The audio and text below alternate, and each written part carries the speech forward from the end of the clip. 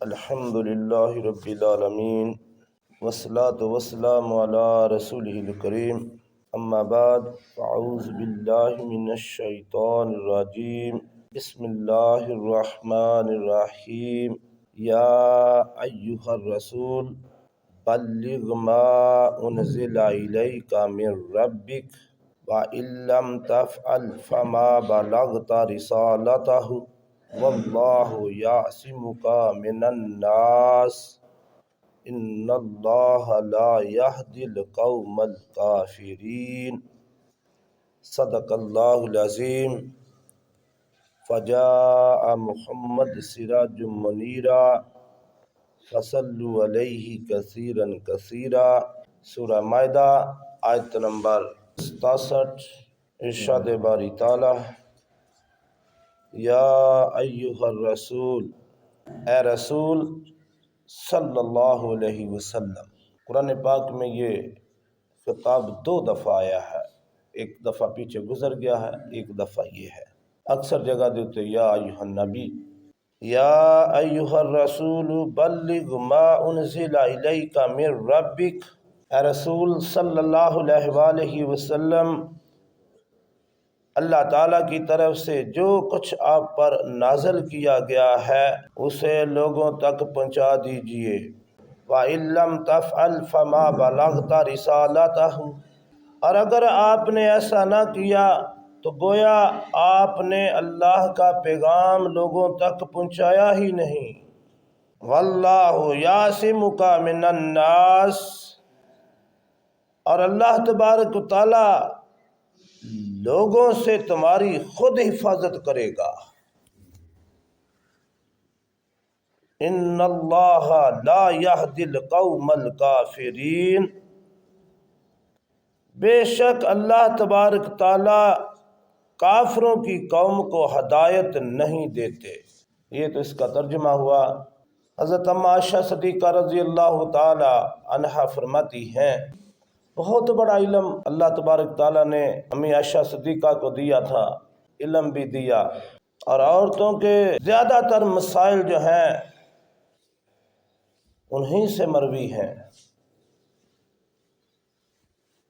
جو خاص مسائل ہیں وہ حضرت ام عائشہ صدیقہ رضی اللہ تعالی عنہا سے ہی مروی ہیں۔ گویا عورتوں کے مسائل جو دین کا حصہ ہے وہ حضرت ام عائشہ صدیقہ رضی اللہ تعالی عنہا کے ذریعے امت تک پہنچا ہے۔ تو وہ فرماتی ہیں کہ اگر آپ صلی اللہ علیہ وآلہ وسلم نے قرآن اور حدیث کا کوئی حصہ چھپانا ہوتا تو پھر آپ صلی اللہ علیہ وسلم اس آیت کو چھپاتے۔ کچھ لوگ آج بھی الزام لگاتے ہیں نا کہ آپ صلی اللہ علیہ وسلم نے کچھ چیزیں جو تھی قرآن و حدیث کی یا کچھ دین کے حصے جو تھے وہ چھپا لیے، امت کو نہیں بتائے۔ یہ بہت بڑا بہتان ہے۔ یہ آپ صلی اللہ علیہ وسلم کی شان میں گستاخی نہیں، آپ کی ایمانداری پر بھی حملہ ہے۔ جو چیزیں امت کے لیے ضروری تھی، جو شریعت کے لیے ضروری تھی، وہ ساری کی ساری آپ صلی اللہ علیہ وآلہ وسلم نے کما حقہ پہنچا دی۔ اور حجۃ الوداع کے موقع پر، حج کے موقع پر آپ صلی اللہ علیہ وآلہ وسلم نے جہاں تقریباً 1,24,000 یا 44,000 صحابہ اکرام موجود تھے، اس وقت آپ صلی اللہ علیہ وسلم نے میدان عرفات میں یہ فرمایا تھا، او لوگو کیا میں نے اللہ کا پیغام تم تک پہنچا دیا؟ تو لوگوں نے جواب دیا یا رسول اللہ صلی اللہ علیہ وسلم آپ نے اللہ کا پیغام پہنچا دیا بلکہ پہنچانے کا حق بھی ادا کر دیا۔ آپ نے پھر آسمان کی طرف انگلی اٹھائی، اور یہ جملہ آپ نے 3 دفعہ دہرایا تھا، اور تینوں دفعہ آپ نے آسمان کی طرف انگلی اٹھائی اور فرمایا اے اللہ تو گواہ رہنا۔ ہاں کچھ چیزیں جو امت کے لیے ضروری نہ تھی، جن کا تعلق آپ صلی اللہ علیہ محبوب اور محب کے درمیان تھا، جو آپ کی رسالت کی وجہ سے اللہ تبارک تعالیٰ نے آپ کو خاص چیزیں دیں جن کا امت کے لیے کوئی بتانا ضروری نہیں تھا، وہ آپ صلی اللہ علیہ وآلہ وسلم نے نہیں بتائی۔ کچھ راز و نیاز کی باتیں ہوتی ہیں،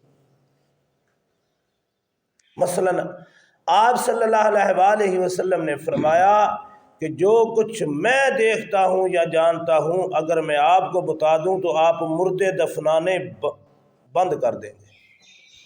یہ قبر کے عذاب کے متعلق تھا، یہ ضروری نہیں تھا۔ اسی طرح آپ صلی اللہ علیہ وآلہ وسلم نے کچھ چیزیں بعض صحابہ کو بتائیں، لیکن وہ چیزیں ہیں جن کا شریعت کے ساتھ کوئی تعلق نہیں۔ جن چیزوں کا شریعت کے ساتھ، دین کے ساتھ، امت کے ساتھ تعلق تھا، وہ ساری کی ساری آپ صلی اللہ علیہ وسلم نے پہنچا دی ہے۔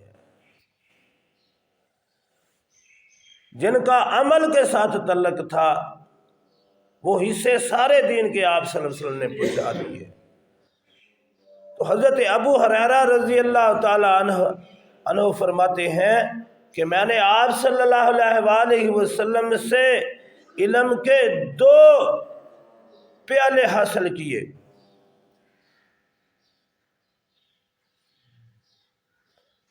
یا 2 حصے حاصل کیے۔ فرمایا ایک حصہ میں نے جو ضروری تھا، شریعت کے متعلق تھا، وہ میں نے تم تک پہنچا دیا،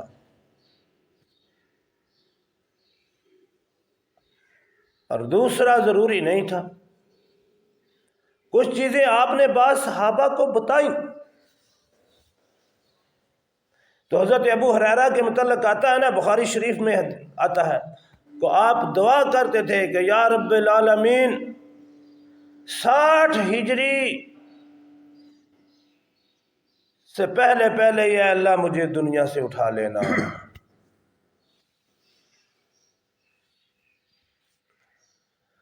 60 ہجری کا سال مجھے دیکھنا نصیب نہ ہو۔ اور پھر آپ کا 1 میں انتقال ہو گیا، اور 60 میں یزید کی حکومت قائم ہو گئی۔ پھر آپ حضرت ابو ہریرہ سے ہی یہ روایتیں بھی ہیں کہ فرماتے اللہ لونڈوں کی حکومت سے پہلے مجھے اٹھا لینا۔ آپ صلی اللہ علیہ وسلم نے فرمایا لونڈوں کی جب حکومت، لڑکوں کی جب حکومت، ناسمجھوں کی جب حکومت آئے گی تو میری امت میں بڑی خرابیاں پیدا ہوں گی۔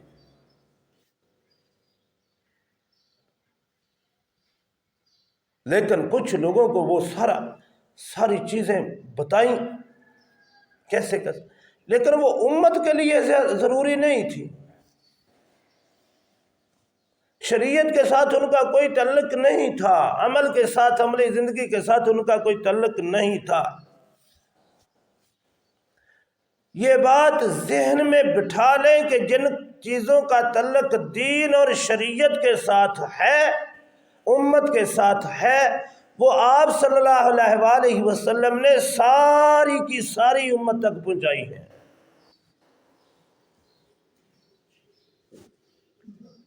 اور اللہ بھی یہاں یہی فرما رہا ہے۔ بعض مفسرین تو فرماتے ہیں آگے آئے گا وہ 4 چیزیں جن کے متعلق آپ اللہ تبارک تعالیٰ نے یہ آیت نازل فرمائی کہ یہ 4 چیزیں جو ہے یہ لازمی طور پر لوگوں تک پہنچانی ہے۔ وہ آگے آئیں گی، پھر انشاءاللہ بیان کریں گے اگر زندگی رہی تو۔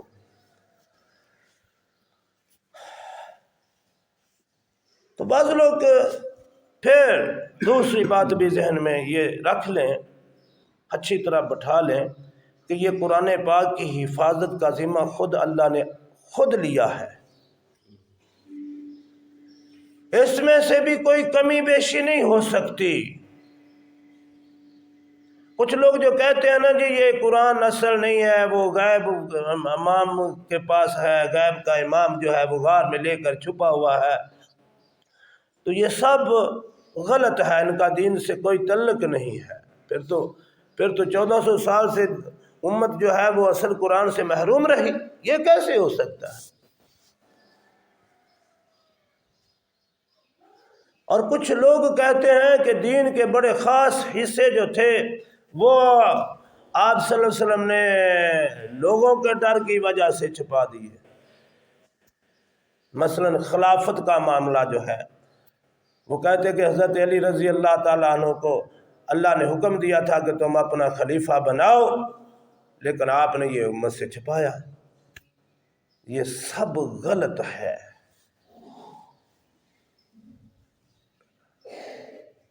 غدیر خم کا واقعہ آپ نے سنا ہوگا، کچھ حضرات عید غدیر بھی مناتے ہیں۔ جب نبی اکرم صلی اللہ علیہ وسلم نے فرمایا تھا، کچھ لوگوں نے حضرت علی رضی اللہ تعالیٰ عنہ کے متعلق کچھ چیزیں کہیں، تو آپ صلی اللہ علیہ وسلم نے فرمایا خبردار، حضرت علی کے بارے میں کچھ نہ کہنا، جس کا میں مولا ہوں علی بھی اس کا مولا ہے۔ جس کا مراد یہ تھی مولا کہ میں نے 16-17 آتے ہیں، مراد یہ تھی کہ جس کا میں آقا ہوں علی بھی اس کا آقا ہے۔ جس کا میں دوست ہوں علی بھی اس کا دوست ہے۔ جو مجھے دوست رکھتا ہے وہ علی کو بھی دوست رکھے۔ یہ سارے معنی اس میں آتے ہیں۔ کچھ لوگوں نے اس کو بھی تروڑ مروڑ کر مولا کے معنی خدائی لے لیے ہیں، وہ غلط ہے۔ تو بہرحال وہ کہتے ہیں جی دیکھو جی، اس وقت اللہ نے یہ بتا دیا تھا جب آپ نے فرمایا کہ جس کا میں مولا اس کا علی بھی مولا، تو اس وقت اللہ نے یہ بھی بتایا تھا کہ علی کو خلافت دے دو، تو آپ نے یہ بات چھپائی۔ اس کا مطلب ہے پھر آپ نے یہ خیانت کی۔ یہ بہت بڑا بہتان ہے۔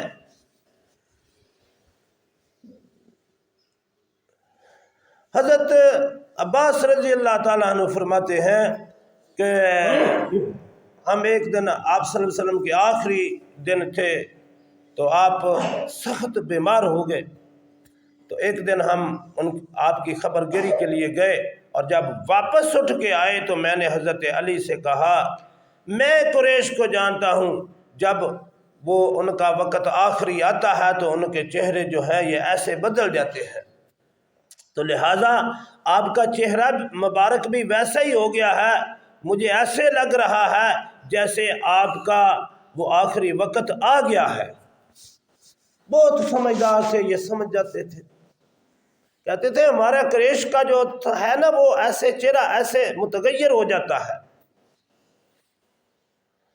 تو لہٰذا تم جاؤ نبی اکرم صلی اللہ علیہ وآلہ وسلم کے پاس اور خلافت کے بارے میں پوچھ لو۔ تو حضرت علی نے فرمایا رضی اللہ تعالیٰ عنہ، فرمایا مجھے اس کی کوئی ضرورت نہیں۔ پھر اگر آپ نے بتایا ہی تھا تو پھر 30 سال تک حضرت ابو بکر کا دور گزرا، پھر حضرت عمر کا دور گزرا، پھر حضرت عثمان غنی کا دور گزرا، تو پھر اتنی دیر حضرت علی نے بھی چھپائے رکھا۔ یہ سب غلط چیزیں ہیں جو دین میں شامل کی گئی ہیں تاکہ نبی اکرم صلی اللہ علیہ وسلم پر اعتماد اٹھے اور اہل بیت پر اعتماد اٹھے اور دین ختم ہو۔ یہ بہت بڑی سازش ہے۔ الحمدللہ ہمارا نبی اکرم صلی اللہ علیہ وسلم پر بھی پورا اعتماد ہے، اہل بیت پر بھی پورا اعتماد ہے، اور جو یہ زبان درازی کرتے ہیں ہم انہیں غلط کہتے ہیں، خواہ وہ کوئی بھی ہو۔ آپ صلی اللہ علیہ وآلہ وسلم نے جو دین اور شریعت کا حصہ تھا وہ سارے کا سارا امت تک پہنچایا ہے، اور جو اصل قرآن ہے وہ ہمارے پاس محفوظ ہے، اس میں زیر زبر کی بھی کمی بیشی نہیں ہوئی، اور اس میں کوئی یہ کہے کہ یہ غار میں لے کر امام چھپ گیا ہے، یہ سب غلط ہے۔ بہرحال بہت ساری چیزیں ذہن میں آ رہی ہیں، وقت نہیں ہے جو انہیں کھول کے بیان کریں۔ واللہ یعصمک من الناس، جب اللہ نے یہ فرما دیا کہ میں حفاظت کروں گا، اللہ نے حفاظت نہیں کی۔ آپ صلی اللہ علیہ وآلہ وسلم کی جب تک زندگی تھی، جتنی زندگی مبارک تھی، پوری زندگی اللہ تبارک تعالیٰ نے آپ کی حفاظت کی ہے۔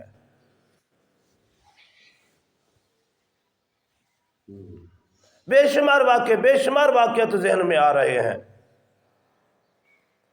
چلو ایک سنا ہی دیتے ہیں۔ کچھ کفار جن میں ابو جہل بھی تھا، نبی اکرم صلی اللہ علیہ وآلہ وسلم نماز پڑھ رہے تھے اور پروگرام بنایا کہ آپ کا آج نعوذ باللہ خاتمہ ہی کر دیتے ہیں، جان ہی چھوٹ جائے۔ خانہ کعبہ میں آپ صلی اللہ علیہ وسلم وہ گیا اور الٹے پاؤں واپس بھاگا، واپس۔ سارے مکہ والے تماشا دیکھنے کے لیے بیٹھے تھے۔ آپ کے قریب جب پہنچا تو بھاگا۔ وہ سارے ہنس پڑے، کہنے لگے سردار کیا ہوا؟ تم تو گئے تھے اپنے بھتیجے کو ختم کرنے، کیا ہو گیا؟ نا نا نا نا نا نا۔ انہوں نے کہا کیا ہوا ہے؟ انہوں نے کہا بہت بڑی کوئی بلا ایسے منہ کھول کے میری طرف بھاگ رہی تھی جیسے وہ مجھے کھا جائے گی، مجھے تو اپنی جان کی پڑ گئی، میں واپس بھاگا۔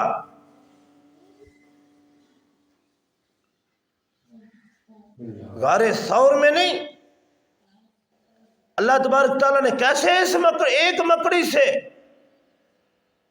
جالا بنوایا اور آپ صلی اللہ علیہ وسلم کی حفاظت کروا دی۔ جانور کو بھی حکم دیا کہ جلدی جلدی اس میں انڈے دے دو، اس نے بھی اپنا گھونسلہ وہاں بنا دیا، راتوں رات یہ سارا منظر کیسے بن گیا۔ بے شمار واقعات ہیں۔ اللہ تبارک تعالیٰ نے فرمایا واللہ یعصمک من الناس، اللہ تبارک تعالیٰ تمہیں لوگوں سے اللہ بچائے گا، اللہ تمہاری حفاظت کرے گا۔ پھر کس چیز کا ڈر تھا؟ جب یہ اللہ نے وعدہ کر دیا کہ میں تمہاری حفاظت کروں گا، میں لوگوں سے بچاؤں گا، تو پھر اللہ کو پتا تھا نا کچھ ایک وقت آئے گا، کچھ لوگ یہ بکواس کریں گے کہ اللہ کے رسول نے کچھ دین چھپا دیا ہے، لوگوں کے ڈر کی وجہ سے بیان نہیں کیا۔ تو اللہ نے قرآن پاک میں پہلے ہی فرما دیا تھا کہ میں تمہیں لوگوں سے بچاؤں گا، میں لوگوں سے تمہاری حفاظت کروں گا، کوئی تمہارا بال بھی بیگا نہیں کر سکے گا، کوئی تمہارا ذرا برابر نقصان نہیں کر سکتا۔ جب یہ ساری گارنٹی اللہ کی طرف سے آ گئی تو پھر آپ صلی اللہ علیہ وسلم کیسے دین کو چھپا سکتے تھے؟ یہ سب غلط ہے۔ ان اللہ لا یہدی القوم الکافرین، اللہ تبارک تعالیٰ منکرین کو کبھی ہدایت نہیں دیتے۔ جو دین کے منکر ہو جائیں، جو دین سے پھر جائیں، جو کفر والا راستہ اختیار کر لیں، اللہ کو کیا پرواہ ہے اس کی، وہ تو بے نیاز ہے۔ یہ سیدھے راستے پر چلنا یہ ہمارے اپنے فائدے میں ہے۔ ساری دنیا بھی اگر غلط راستے پر چل نکلے، کفر والے راستے پر چل نکلے، تو اللہ کی شان میں ذرا برابر بھی کمی نہیں آتی، ذرا برابر بھی فرق نہیں پڑتا۔ اور ساری دنیا اگر نیکوکار ہو جائے، ولی اللہ بن جائے، تو اس کی شان میں پھر بھی فرق نہیں پڑتا۔